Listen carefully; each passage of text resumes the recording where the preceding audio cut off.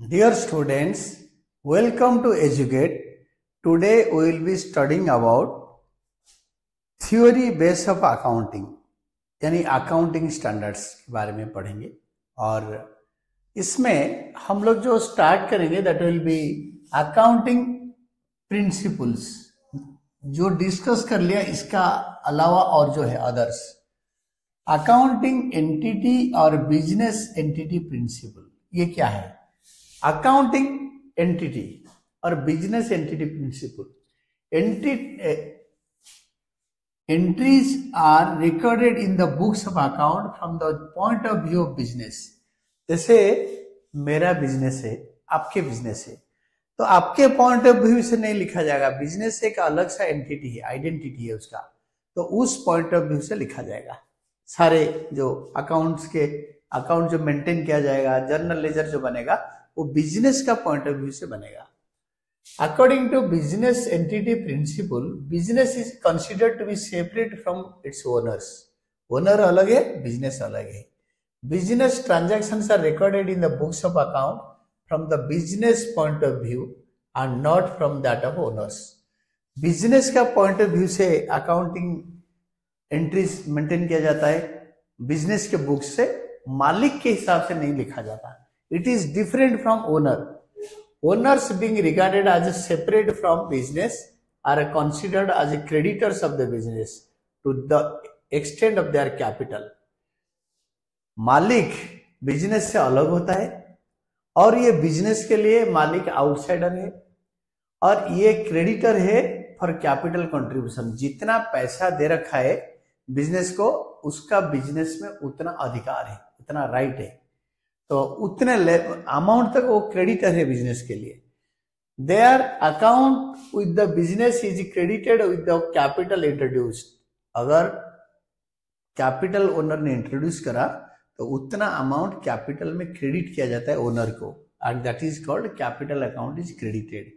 And profit earn during the year, जो profit भी कमाता है वो कैपिटल अकाउंट को क्रेडिट किया जाता है। And debited bye drawings made, अगर ड्रॉ कर लिया पैसे घर के खर्चे के लिए, वो माइनस हो जाता है। फर्दर कैपिटल बिजनेस में और लगाया तो ऐड होगा कैपिटल में, लॉस हो गया तो कैपिटल से लेस हो जाएगा। For example, Amit started business and introduced 1 lakh by cheque. Amit ने बिजनेस स्टार्ट किया, अमृत, और 1 लाख बिजनेस में कैपिटल डाला है चेक में। Since the firm has received the amount, it will be debit bank account. आपने तो जर्नल करा ना, ये जर्नल एंट्री है, तो हमेशा अकाउंट के दो पहलू होता है। अमित ने चेक में लेकर आया तो बैंक अकाउंट डेबिट होता है। डेबिट, जो पैसे बैंक में बढ़ रहा है, बैंक एक एसेट है बिजनेस के लिए, increase in asset is debited. And credit Amrit capital account, Amit का कैपिटल अकाउंट को क्रेडिट करते हैं, बढ़ा देते हैं। Thus, a transaction is recorded in the books of the farm, books from farm's point of view. Firm का पॉइंट ऑफ व्यू से ये लिखा जाता है। Business entity principle is applicable to all entities. तो business entity principle is applicable to all entities. जो business का जो प्रिंसिपल है, सारे एंटिटीज, सारे ऑर्गेनाइजेशन के लिए होता है। नॉन बिजनेस है, B it A business enterprise और नॉट, अगर एनपीओ है, नॉट फॉर प्रॉफिट ऑर्गेनाइजेशन, उसके लिए भी यही अकाउंटिंग प्रिंसिपल फॉलो होता है। कंपनी फॉर्म के लिए भी यही अकाउंटिंग प्रिंसिपल फॉलो होता है। तो ये होता है अकाउंटिंग एंटिटी और business entity principle. Business is separate from the owner. Business में जो एंट्रीज रिकॉर्ड होता है वो बिजनेस के पॉइंट ऑफ व्यू से लिखा जाता है। Then money measurement principle, everything is measured in the terms of money. Money measurement principle क्या बोलता है? Transactions and events that can be measured in money terms are recorded. जिस चीज को मनी में मेजर कर सकते हैं, 500 रुपए का है, 810 रुपए का है, 223 रुपीज एंड 42 पैसे का है, ये चीजें, तो जिसको पैसे में, किलो, मीटर, लीटर में जो मेजर होता है वो उसको नहीं लिखेंगे। जो मनी में मेजर होता है that is called money measurement principle. According to money measurement principle, transactions and events that can be measured in money terms are recorded in the books of account of the enterprise.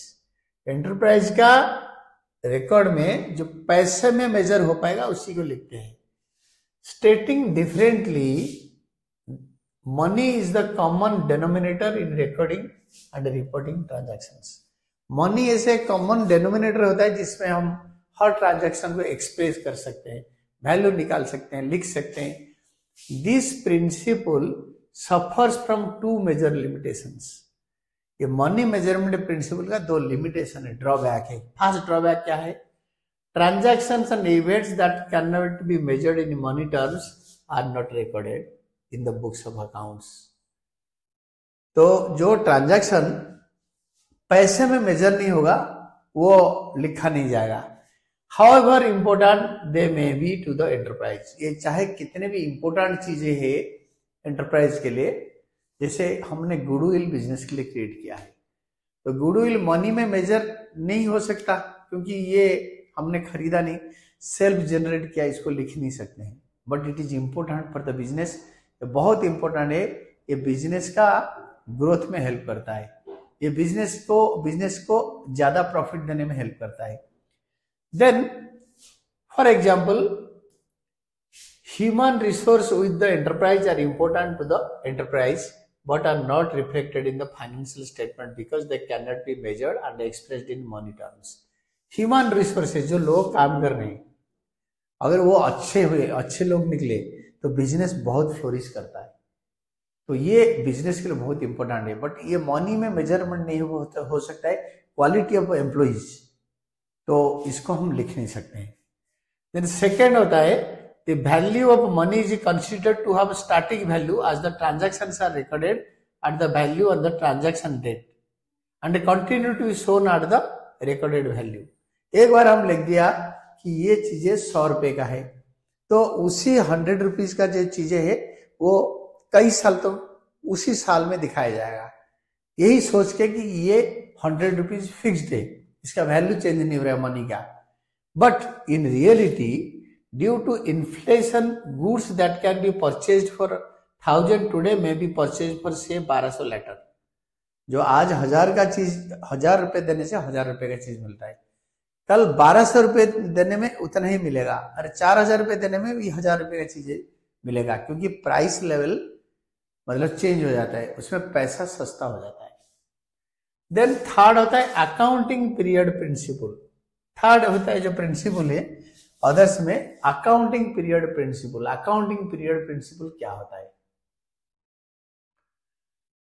Accounting life of the firm is broken into smaller period of 12 months, however known as accounting periods.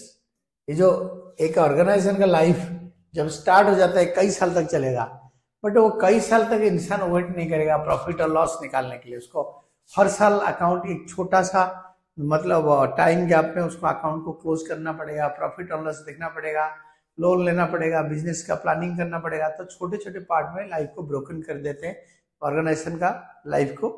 तो वो broken part होता है 12 महीने, usually 12 महीने।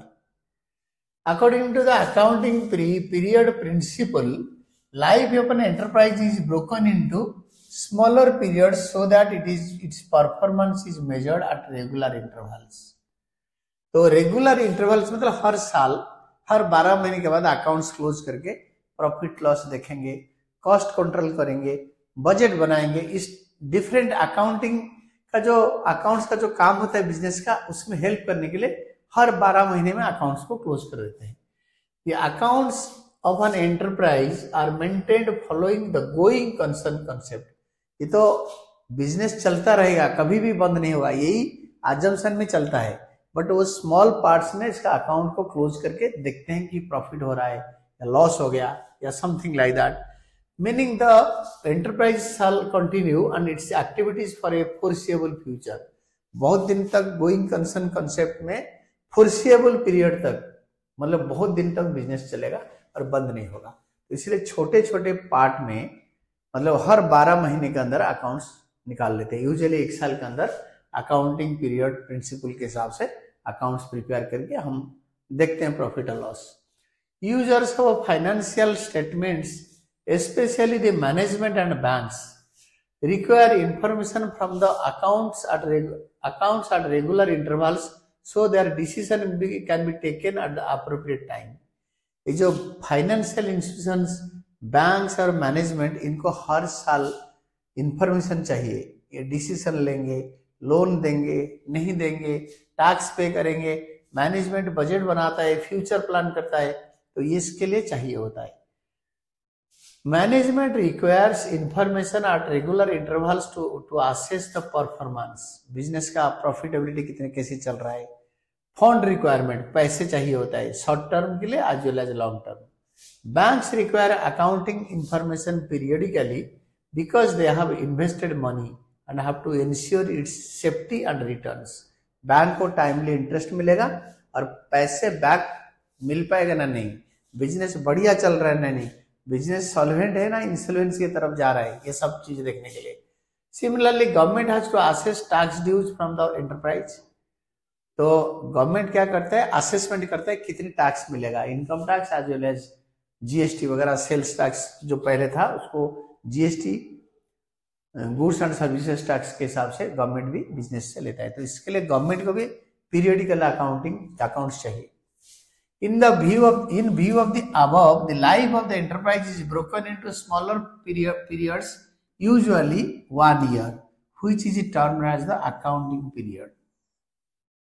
An accounting period is the interval of time at the end of which income statement, I mean profit and loss account for individuals, partnerships, firms, or statement of a profit and loss for companies.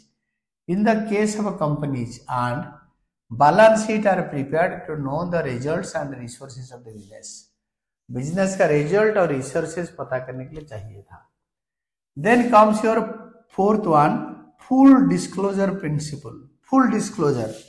Business में कोई भी financial मतलब events को छुपाना नहीं चाहिए. Disclosure should be made of items required under the law and those items which are material.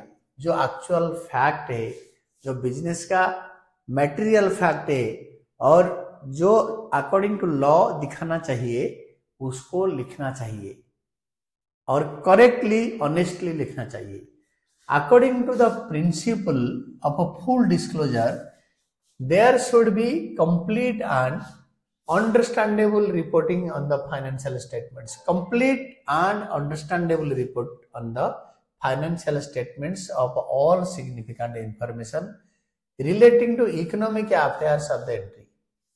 मतलब economic affair, company में पैसों का बारे में क्या चल रहा है, एकदम बिल्कुल complete and understandable reporting. Complete report, no it should not be incomplete, पूरा लिखा होना चाहिए, अंडरस्टैंडेबल, इसको कोई पढ़ेगा तो समझ सकता है. Apart from legal requirements, good accounting practice requires all material and significant information to be disclosed. Legal requirement के हिसाब से आप पूरा लॉ के हिसाब से पूरा डिस्क्लोज करोगे. Good accounting practice requires all material and significant information. उसमें सारे material and significant information disclose होना चाहिए. Disclosure of material information will result in better understanding. अगर सारे material information आप अगर फाइनेंशियल रिकॉर्ड्स में मेंटेन करोगे कंपनी का, तो लोग इसको अच्छी तरह समझ सकते हैं. बेटर अंडरस्टैंडिंग के लिए जो जिनको रिपोर्ट दिया जाएगा, यूजर जो होंगे, बैंक्स हो गया, मैनेजमेंट हो गया, ओनर हो गया, वो इजीली समझ पाएंगे. For example, the reason for lower turnover should be disclosed. Lower turnover मतलब सेल्स कम क्यों हो रहा है, लोअर टर्नओवर, ये उसके अंदर लिखा होना चाहिए. ये होता है मतलब full disclosure principle. What is materiality principle? An item or disclosure is material if it will influence the decision of the user. हम उसी चीज को मटेरियल डिस्क्लोजर बोलते हैं अगर ये किसी इंसान के डिसीजन को अफेक्ट करेगा. तो सपोज कंपनी ने बहुत ज्यादा प्रॉफिट मार्जिन दिखा दिया 78%, it will affect the decision of investors, banks जो पैसे लगाएंगे आपके कंपनी में, लेंडर्स, तो वो देखेंगे 70-80% है, कंपनी इज गोइंग गुड, हम इनसे 20% इंटरेस्ट कलेक्ट कर सकते हैं, डिविडेंड ले सकते हैं, ऐसे। ये अगर आपने इसी को देख के कोई और पैसे लगाए, दिस इज मैटेरियली एविडेंट, ये दूसरों का डिसीजन को अफेक्ट करेगा। तो मैटेरियलिटी प्रिंसिपल रेफर्स टू, तो पढ़ लेते हैं, materiality principle refers to relative importance of an item or an event। एक आइटम और इवेंट का को रेफर करता है। रिलेटिव इंपोर्टेंस इसका क्या है? According to American accounting association AAA, an item should be regarded as material if there is a reason to believe that knowledge of it would influence the decision of an informed investor। तो दोबारा पढ़ो, an item should be regarded as material if there is a reason to believe that knowledge of it would influence the decision of an informed investor। कोई पैसे लगाने वाले का decision को ये चीजें अफेक्ट करेगा। We should not go for window dressing. हमारा बिजनेस का फाइनेंशियल हेल्थ को बढ़ा के दिखाना, it is very good when it is going in bad condition, ये होता है एक इमैटेरियल डिसीजन। तो ये जो रिकॉर्डिंग सिस्टम में कोई भी इन्वेस्टर इसमें इन्फ्लुएंस होके, मतलब इन्फ्लुएंस हो जाएगा, तो इसी को बोलते हैं material concept। Thus, whether an item is material or not, it will depend on its nature and or amount। ये कितने अमाउंट है और ये ट्रांजैक्शन का नेचर कैसा है। It thus means that it is a matter of exercising judgment to decide which item is material and which is not। तो आप अपने जजमेंट में डिसाइड कर सकते हो ये मटेरियल है, ये इमैटेरियल है, ये मटेरियल नहीं है। And only those items should be disclosed that have significant effect and are relevant to the user। जो यूज करेगा उसके लिए रिलेवेंट होना चाहिए। An item may be material for one enterprise but may not be material for another। एक enterprise का मतलब एक आइटम जो हम मटेरियल समझते हैं दूसरे एंटरप्राइज के लिए नहीं हो सकता है। For example, amount spent on repair of a building से 2.5 lakh is material for an enterprise having a turnover of 10 lakh. मतलब 10 लाख जो कंपनी सेल करता है 10 लाख का, अगर उन्होंने बिल्डिंग रिपेयर में 2.5 लाख रुपए लगा दिए, 2,50,000 उनके लिए मटेरियल है, यानी पुराना टूटा फूटा बिल्डिंग को रिपेयर करके चला रहे हैं। तो इतना कैसे पैसा लगाए रिपेयर में। But it is not material for enterprise having a turnover से 15 करोड़, 15 करोड़ से जिसका टर्नओवर है, वो अगर 2.5 लाख रुपए लगाए तो छोटा मोटा रिपेयर हुआ होगा उनके लिए। On the other hand, closure of a production plant even temporarily से because of an environmental problem is material. कोई एनवायरमेंटल प्रॉब्लम, सपोज हमारा कंपनी का वेस्ट डिस्पोजल सिस्टम कोई नदी में जा रहा है, सपोज यमुना रिवर में जा रहा है, तो it is creating environmental problem, तो इसको डिस्क्लोज करेगा अकाउंटेंट, लिखेगा नोट में कि कंपनी का के प्लांट बंद हो गया because it is creating pollution in Yamuna river, तो it is closed due to this environmental problem. तो this is a material fact of the company, इसको डिस्क्लोज करना चाहिए। प्रूडेंस और कंजर्वेटिज्म प्रिंसिपल, प्रूडेंस और conservatism provide for all anticipated expenses and losses but do not account anticipated incomes and profits। आपको provide करना है, पैसे रखना है, प्रोविजन बनाना है कि आगे लॉस होने वाला है, एंटीसिपेटेड खर्चा होने वाला है या लॉस होने वाला है। कोई अगर लॉस या खर्चा आपको पहले से पता चल गया, उसके लिए पैसे प्रोविजन बना दो कि वो हो जाए तो आप संभाल पाओगे। But do not account anticipated incomes and profits. अगर कल को प्रॉफिट होगा इसलिए आप आज से कर्जा करके बैठ जाओगे, don't do like this. This is known as prudence और प्रिंसिपल ऑफ कंजर्वेटिज्म। प्रूडेंस और conservatism principle is many a time described using the phrase do not anticipate a profit but provide for all possible losses. ये एक phrase है उसका जिसका मतलब है do not anticipate a profit, कभी profit के लिए होप मत करो, but provide for all possible losses, future में जो जो नुकसान होने वाला है उसके लिए प्रोविजन करके रखो कि कल को कुछ प्रॉब्लम हो जाए और खाने को ना हो, बिजनेस चलाने के लिए पैसे ना हो। स्टेटिंग differently, it takes into consideration all prospective losses but not the prospective profits। all possible losses के लिए कंसीडर करो बट प्रोस्पेक्टिव प्रॉफिट के बारे में सोचो मत, कुछ प्रोवाइड मत करो। The application of this concept ensures that the financial statement do not paint a better picture than what it actually is, जो बोलते हैं विंडो ड्रेसिंग। तो फाइनेंशियल स्टेटमेंट को बेटर पिक्चर में पेंट नहीं करनी चाहिए, एक्चुअली जैसे है वैसे दिखाना चाहिए।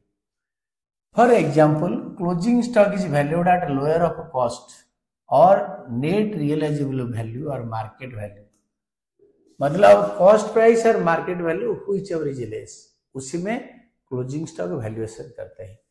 और making the provision for doubtful dates and discount on debtors in anticipation of a bad debts and discount। Future में कस्टमर पैसे ना देके भाग जाएंगे, दैट इज बैड डेट, उसके लिए प्रोविजन बना लो कि हर साल 10% पैसे ऐसे ही नहीं मिलता, दैट इज प्रोविजन पर बैड डेट, पहले बना लो। लोग हमेशा 5% डिस्काउंट मांगते हैं, जो डेटर हैं जिनको उधार में बेचते हैं वो पैसे देने के टाइम पे रोना धना करेंगे, उनको 5% डिस्काउंट दे देंगे तो कस्टमर बेस बना रहेगा। तो इसके लिए फ्यूचर डिस्काउंट के लिए एंटिसिपेट करके उनके लिए प्रोविजन बना दो, प्रोविजन पर बैड डेट एंड प्रोविजन पर डिस्काउंट बना के रखो।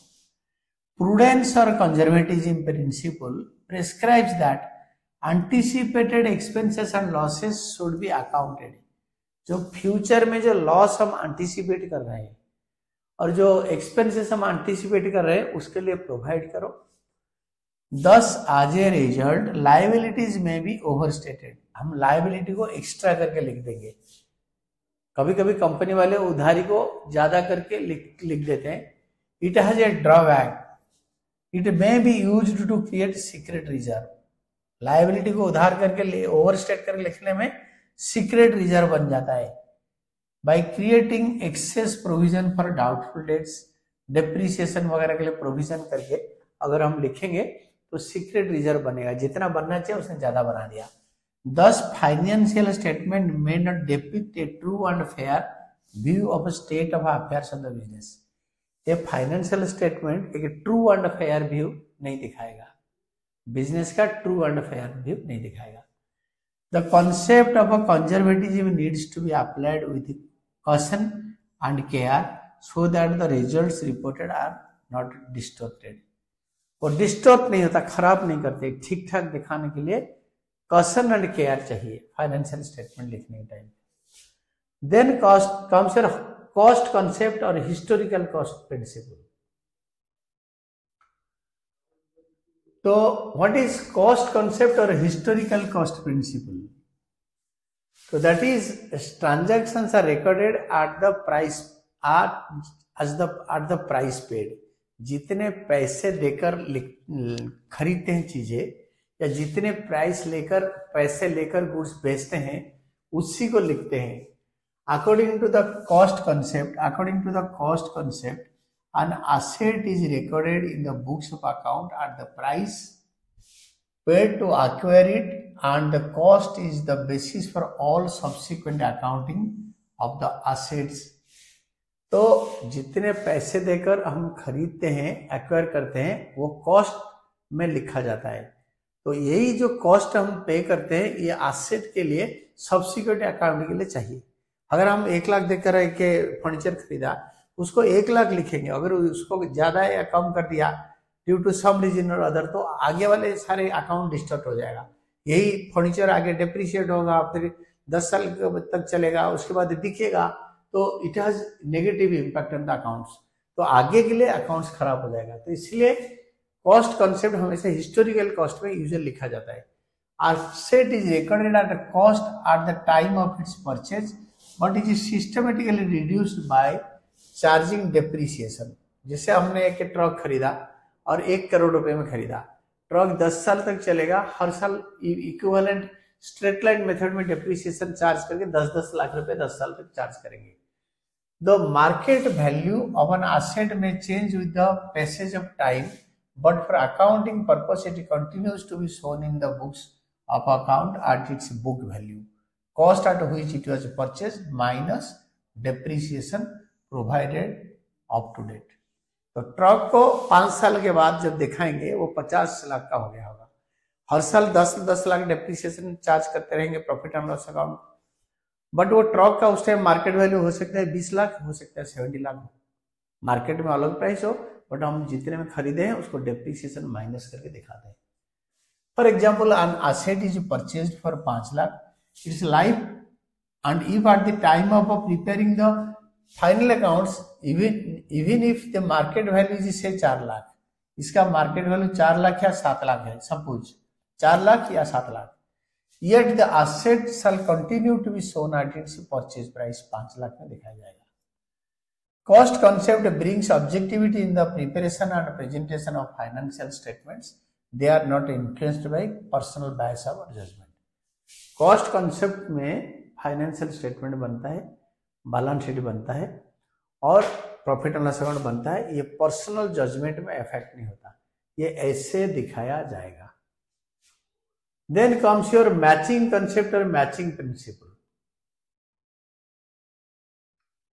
These are very important principles. आप इसको अच्छी तरह पढ़ोगे और अच्छी तरह बार बार वीडियोस वगैरह देखोगे, क्योंकि यू हैव एन ऑप्शन कि इसको आप टाइम एंड अगेन देख सकते हो, वॉच कर सकते हो, तो it will be helpful to you. आपको समझने में कोई प्रॉब्लम नहीं होगा, आप इसको देख के आराम से पढ़ सकते हो। तो मैचिंग प्रिंसिपल में आपको क्या करना है, देखो मैचिंग कंसेप्ट और matching principle, expenses incurred to earn the revenue should be recognised as expense in the year revenue is recognised. तो जो खर्चा कर रहे हैं रेवेन्यू अर्न करने के लिए, सेल बढ़ाने के लिए, सेल करने के लिए, तो ये एक्सपेंस को उसी साल के साथ मैच कराना होता है। जैसे हमने जो खर्चा दिया वो इसी साल का खर्चा है, या इसी रेवेन्यू अर्न करने के लिए इसी साल के लिए पीरियडिकली इसको हम कैलकुलेट करते हैं। An important objective of a business is to determine profit periodically, हर साल प्रॉफिट निकालने के, पीरियडिकली मतलब यूजुअली 12 महीने, 1 साल। It is necessary to match revenues of the period with the expenses of that period to determine correct profit and loss for the accounting period. Accounting period मतलब 12 महीने, उसी साल जो रेवेन्यू यानी सेल्स या इनकम जनरेट हुआ है, उसी साल जो खर्चा हुआ है वो उसी साल का रेवेन्यू के साथ उसी साल का खर्चा को मैच कराते हैं। इसी साल हम खर्चा करा, इसी साल हमने रेवेन्यू जनरेट करा, that is called matching concept और matching principle. Profit earned by the business during a period can be correctly measured only when the revenue earned during the period is matched with the expenditure incurred to earn that revenue. तो जो revenue earn करने के लिए उस revenue के लिए जो खर्चा किया है वो उसके साथ उसी पीरियड के अंदर मैच करते हैं। It is not relevant when the payment was made, पैसे कब पे करा या पैसे कब रिसीव करा वो इरेलीवेंट है। जो खर्चा हुआ है, जो इनकम जनरेट हुआ है वो इस पीरियड का है, ये खर्चा इस रेवेन्यू जनरेट करने के लिए हमने निकाला था, यही सब मतलब पता करने के लिए हमें चाहिए। Then therefore as per this concept adjustments are made for all outstanding and prepaid expenses.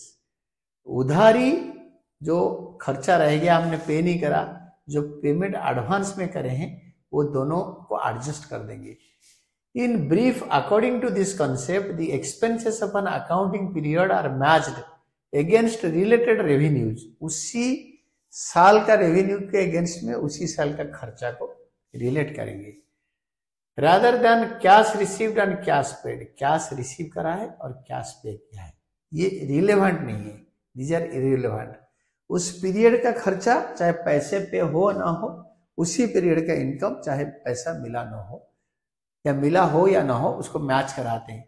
This concept should be followed while preparing financial statements to have a free and fair view of profitability and financial position of the business. ये true and fair view के लिए इससे principal बहुत important है कि हम profitability कहाँ से निकालते हैं, कहाँ पता चलता है, प्रॉफिट एंड लॉस अकाउंट से, और फाइनेंशियल पोजीशन बैलेंस शीट से. Then comes your dual aspect और duality principle. Dual aspect or duality principle, every transaction entered into has two aspects, debit aspect and credit aspect of equal amount. अगर 10 रुपए debit करेंगे तो 10 रुपए credit करेंगे. According to dual aspect concept, every transaction entered into by an enterprise has two aspects, a debit and a credit of equal amount. 100 रुपए हमने लिया तो 100 रुपए का चीजें किसी को दिया. Simply stated, every debit, for every debit there is a credit to equal amount in one or more accounts. अगर 8 रुपए लिया, 2 रुपए डिस्काउंट दिया, 10 रुपए का बेचा था, तो क्रेडिट 10 रुपए, तो 2 डेबिट हो गया, एक पैसे लिया, एक डिस्काउंट दिया. ऐसे ऊपर 2 डेबिट होगा तो नीचे 3 क्रेडिट होगा, वो सब अमाउंट इक्वल होगा. एवरी डेबिट और क्रेडिट एक ट्रांजैक्शन का इक्वल होना चाहिए. Debit is equal to credit. For every debit there should be equal amount and corresponding amounts of credit, same amount. It is true vice versa. मतलब every credit has equal debit, every debit is have equal credit. For example, Rahul starts a business with a capital of ₹1 lakh. There are two aspects to the transaction. On one hand, the business has an asset of 1 lakh, cash आ गया, while on the other hand, it has a liability towards Rahul of 1 lakh, capital of Rahul लगाया उसने. Thus we can say capital को बोलते हैं equities, that is cash और asset. Capital is equal to asset. 1 lakh capital is equal to 1 lakh cash. तो इसका 2 पहलू होता है. इसका जर्नल भी हम आगे डिस्कस करेंगे. सपोज फर्दर एंटरप्राइज बरोज, वो कैसे कैसे चलता है देखो. Suppose further the enterprise borrows amount from a bank. एक बैंक से कुछ पैसे उधार करता है. Its asset will increase, but this will mean that out of the total assets amount equal to borrowing is payable to the outsiders. Thus we can say owner का equity था plus loan लिया, और यहाँ पे cash और bank balance बढ़ गया, तो ओनर का लोन प्लस लोन लिया is equal to total asset. और इस तरफ एसेट ले आओ, ओनर्स इक्विटी और क्लेम्स ऑफ आउटसाइडर्स, ये साइड चेंज हो जाएगा. इक्वेशन है, इसको बोलते हैं अकाउंटिंग इक्वेशन. ये आगे पढ़ेंगे नेक्स्ट चैप्टर में. This is called accounting equation. This fundamental equation will always remain good. In other words, accounting equation demonstrates the fact that for every debit there is an equal credit and for every credit there is an equal debit, yani vice versa. The system of a double entry bookkeeping is based on this concept. यही concept के ऊपर ही based है.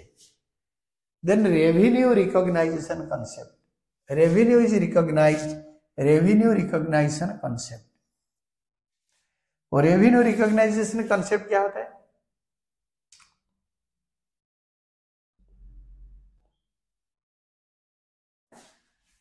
Revenue recognition concept बताता है. Revenue is recognised when the right to receive is established. Right to receive, जब हमें right मिलता है कि हम एक पैसे रिसीव कर लेंगे, बेच दिया, that is revenue recognition concept. हमने सामान बेचा है, सेल करा है, पैसे मिलेंगे या अभी मिल गया है. According to the revenue recognition concept, revenue is considered to have been realised when a transaction has been entered into and the obligation to receive the amount is established. मतलब हमने कॉन्ट्रैक्ट कर लिया, गुड्स बेच दी, पैसे लेने के लिए उसने प्रॉमिस कर दिया, डॉक्यूमेंट बन गया, तो this is revenue recognition concept. It is to be noted that recognising revenue and receipt of an amount are two separate aspects. तो रेवेन्यू को रिकॉग्नाइज करना कि सेल हो गया और पैसे मिलना ये अलग है. Let us take an example to understand it. An enterprise sells goods in February 2024 and receives the amount in April 2024. Revenue of this sales should be recognized in February 2024. यानी फाइनेंशियल ईयर 2023-24 में इसको recognise करेंगे cell के लिए. When the goods are sold, because legal obligation to receive the amount is established upon sale in February 2024. फरवरी में जो बिक गया 1 अप्रैल 2023 से 31 मार्च 2024 जो अकाउंटिंग ईयर होता है, ये वाला financial year and accounting year इसी को लोगे तो इसी का अंदर रेवेन्यू रियलाइज नहीं हुआ, बट हमने बोला कि सेल हो गया, बट इसका लीगल ऑब्लिगेशन कंप्लीट हो गया कि पैसे लेंगे. पैसे बाद में मिला, कोई दिक्कत नहीं, अप्रैल 2024 यानी 24-25 से मिलेगा, but revenue is realised for the year 23-24. Let us take another example. Suppose an enterprise has received an advance in February 2024. फरवरी में पैसे मिला. For sale to be made in May 2024. Revenue shall be recognized in May 2024. यानी 2024-25 financial year. और अगर accounting year same हुआ, इसी के अंदर पता चलेगा कि रेवेन्यू रियलाइज हुआ है. Upon sale have been made because that legal obligation to receive the amount is established in May 2024. मई 2024 में हमारा लीगल ऑब्लिगेशन के बारे में पता चलेगा कि हम पैसे रिसीव करेंगे, सेल करेंगे, बट पैसे पहले एडवांस में रिसीव कर लिया था, बट फिर भी इस साल हम उसको कंसीडर नहीं करेंगे, कंसीडर करेंगे इस साल, जिस साल एक्चुअली सेल इफेक्ट हुआ एंड लीगल ऑब्लिगेशन क्रिएट हो गया कि पैसे मिलेगा. Then comes your verifiable concept. Verifiable concept होता है वेरीफिएबल ऑब्जेक्टिव कंसेप्ट. ये देखो, this is the last concept. Transaction is recorded on the basis of evidence. कोई प्रमाण पत्र चाहिए कि ये बिल में बताता है कि ये ट्रांजैक्शन हुआ है. We want some recorded document. The verifiable objective concept holds that accounting should be free from personal bias. अपना अकाउंटेंट अपना फंडा लगाना नहीं चाहिए. Measurements that are based on verifiable evidence are recognized as objective. तो measurement जो होगा that based on verifiable evidence and are regarded as objective, ये हमारा objective है. It means all accounting transactions should be evidenced. It means all accounting transactions should be evidenced and supported by business documents. And ये सारे business document देके support करते हैं. Thus, supporting documents are cash memo, invoices, sales bills, etc. These supporting documents are cash memo. Cash memo मतलब जो रसीद होता है, ये sale invoice, sales bill, bank में पैसे जमा करा तो वो काउंटर फाइल, ये सब. And next time we will be discussing about accounting equation, जिसमें हम इंडियन अकाउंटिंग स्टैंडर्ड्स के बारे में बात करेंगे, और will be talking about the international accounting standard. And this was the we just studied about the accounting principles, and this is all about today's class. And thank you, Team Educate.